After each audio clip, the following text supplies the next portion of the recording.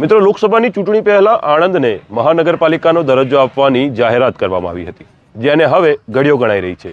આપણે જણાવી દઈએ કે આણંદ જો મહાનગરપાલિકા બને છે તો તેમાં ઘણા બધા બદલાવ પણ થશે. કયા પ્રકારના બદલાવ થશે સીધા જાણીએ ઘનશ્યામભાઈ પાસેથી. ઘનશ્યામભાઈ, શું લાગે છે મહાનગરપાલિકાને લઈને કેવો બદલાવ?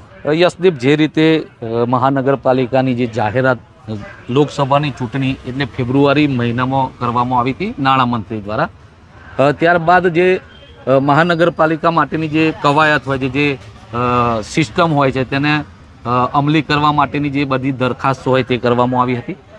લગભગ આ ફેબ્રુઆરીમાં 1 વર્ષ પૂર્ણ થશે અને અટકળો પણ એવી હતી કે બનશે કે નહીં બને, બનશે કે નહીં બને. પરંતુ હવે લગભગ જે આણંદવાસીઓ છે અને આજુબાજુના જે નગરપાલિકા જે વિસ્તારો જેનો સમાવેશ થાય છે તે લોકોની આતુરતાનો અંત આવી જશે. કારણ કે 10 દિવસની આસપાસ હું તો કહું છું કે કદાચ જાહેરાત પણ કરી દે અને જાહેરાત કર્યા પછી જે નગરપાલિકા હાલનું જે સત્તાધીશ બોર્ડ છે તેને વિખેરવામાં પણ આવશે અને જે રીતે વહીવટદાર છે વહીવટદારની નિમણૂક પણ કરવામાં આવશે. યસદીપ જી હા, આ સિવાય પણ જો આપણે ઉમેરીએ તો અલગ અલગ 4 ઝોનનું નિર્માણ થશે કે જે શહેરને વહેંચશે. નગરપાલિકાને વિસ્તારની સાથે સાથે વાત કરીએ તો કરમસદ અને વિદ્યાનગર નગરપાલિકાનો પણ સમાવેશ થશે. સાથે જ જે 7 કિલોમીટરનો રેડિયસ છે શહેરની આસપાસનો, તેને પણ આ મહાનગરપાલિકાના જે વિસ્તાર છે તેમાં આવરી લેવામાં આવશે, જેમાં 4 ઝોનનું નિર્માણ થશે. 4 ઝોન પ્રમાણે અલગ અલગ કચેરીઓ પણ બનશે અને ત્યારબાદ જે છે ત્યાં કયા અધિકારીઓની પોસ્ટિંગ થશે તેને લઈને પણ અત્યારે લિસ્ટ તૈયાર થઈ ગયું હોવાનું સૂત્રો પાસેથી માહિતી મળી રહી છે.